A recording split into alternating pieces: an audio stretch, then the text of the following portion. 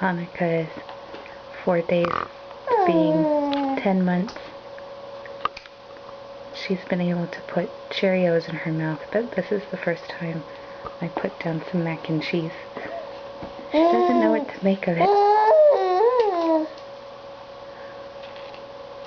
She knows how to pick up Cheerios, but she's really trying with the mac and cheese. They're slimy. And it goes through her fingers. So then she eats a Cheerio. Are you a funny bunny? We're trying finger foods, huh?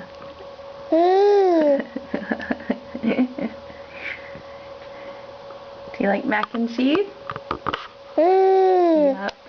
The evidence is all over your mouth. No touching the camera with gooey fingers. Ew. We're gonna have a bath right after this. Yep.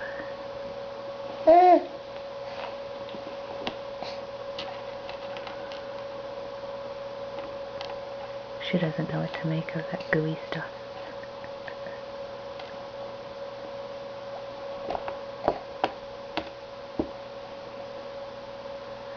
Bye-bye. See you later, Gator.